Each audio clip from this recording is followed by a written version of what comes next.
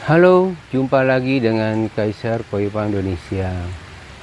Ini saya dapat tanggapan yang dari saya upload di TikTok. Mungkin ada yang ingin bertanya tentang seputar ikan koi. Ini datang dari Koi Lover Bubble, Bangka Belitung. Bagaimana cara mengatasi Aeromonas? Bagaimana cara mengatasi kutu kura dan jarum? Bagaimana mengatasi sleeping fish, ikan tidur? Tolong sertakan videonya. Ini saya tidak bisa menyertakan videonya, terlalu makan waktu ya. Saya singkat aja jadinya nih. Ini penyakit yang paling ditakuti oleh penghobi koi. Jangan lagi penghobi, breeder koi sehebat apapun paling ditakuti itu adalah Aeromonas. Penyakit Aeromonas yang disebabkan oleh virus, dan juga penyakit busuk insang yang disebabkan oleh virus juga. Itu paling ditakutin itu. Ya. Nah, ini karena pertanyaannya Aeromonas, kita akan bahas Aeromonas saja ya. Pengalaman saya, jadi saya semua membuat satu konten-konten video, selalu itu berdasarkan pengalaman. Pengalaman yang saya pernah alami, yang pernah saya praktekkan, nah, baru saya bisa bicarakan di channel YouTube saya. Tentunya berdasarkan teori-teori juga yang pernah saya baca di literatur dan dari beberapa sumber yang lain ya, yang bisa dipercaya. Jadi gini, Aeromonas itu ngatasinya kalau bagi saya, kalau ada ikan sakit yang nyata-nyata udah kena Aeromonas dengan ciri-ciri sirip renang kerepesan, buntut kerepesan, badan memar-memar, itu ciri Aeromonas. Makan tidak mau, ikan di pojok. Saya selalu siapkan itu bak karantina yang saya isi dengan larutan PK, kalium pemangat itu. Nah, biasanya saya gunakan itu sebesar kacang tanah ya. Kacang tanah itu kurang lebih sekitar 1 gram ya. 1 gram. Saya pakai 2 kacang tanah sekitar 2 gram untuk 10 liter air. Nah, gunanya untuk apa? Ikan itu saya mandikan. Saya mandikan, tergantung kalau ikannya itu terlalu sudah parah ya, mungkin kita bikin agak lama ya, sekitar 20 detik lah. Tapi kalau ikannya masih stadiumnya masih 2 gitu ya, udah kita 10 detik aja cukup.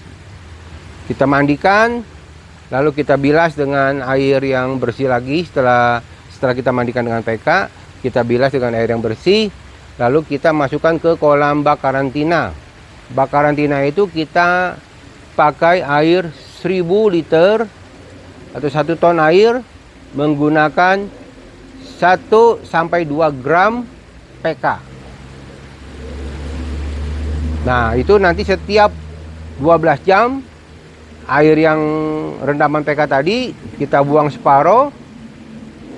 Kita isi lagi dengan air baru, tambah setengah pemberian PK yang semula. Gitu. Itu saya lakukan biasanya cukup ampuh. Yang pertama gitu. Kedua, kalau itu di baknya udah terlalu banyak yang sakit, kita berikan dia makan antibiotik, amoxel.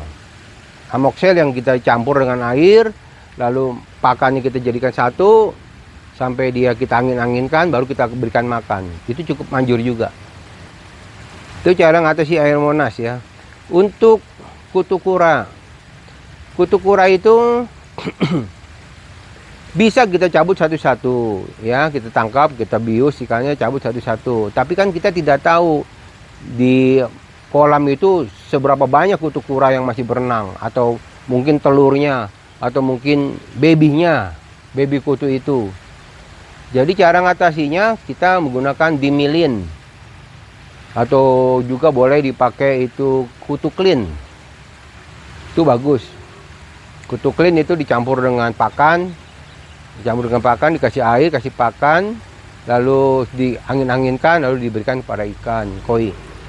Itu cukup bagus ya. Itu biasanya dalam 3 hari aja itu selesai, itu rontok semua itu. Kalau pakai dimilin memang bagus, tapi dia akan mempengaruhi ekosistem ya, filter. Ekosistem filter jadinya terpengaruh itu. Dia punya bakteri-bakteri bisa mati semua dengan menggunakan dimilin. Oke, sleeping fish atau ikan tidur. Saya sendiri belum punya pengalaman. Belum pernah punya pengalaman dapat ikan tidur, sleeping fish.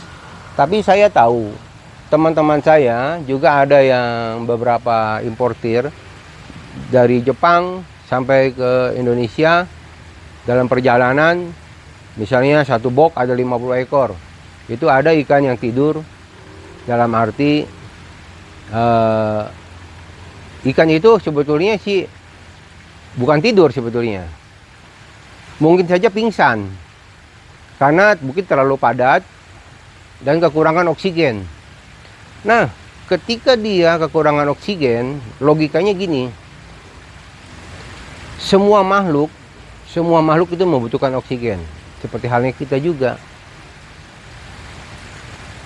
Jika kita kekurangan oksigen, yang akan terjadi apa? Mungkin saja kerusakan saraf-saraf otak. Akhirnya kita bisa pingsan. Dan ikan itu juga bisa pingsan.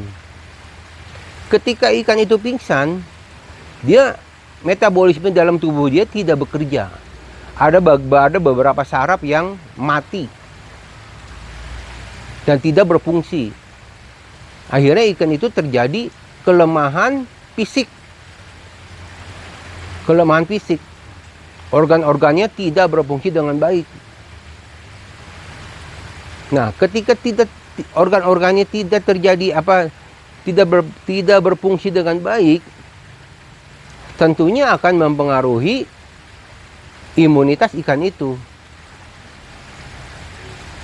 Ketika dia imunitasnya lemah atau di bawah standar, terjadilah hal-hal yang tidak diinginkan.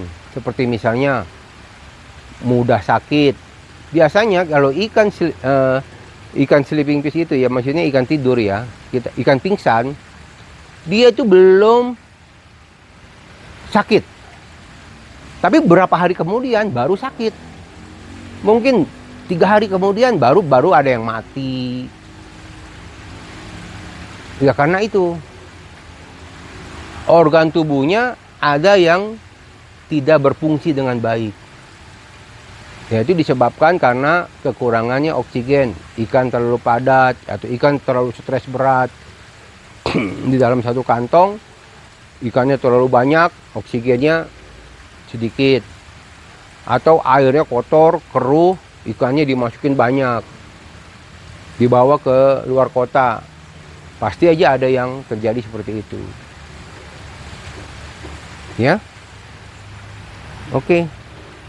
Singkat penjelasan dari saya, mudah-mudahan merasa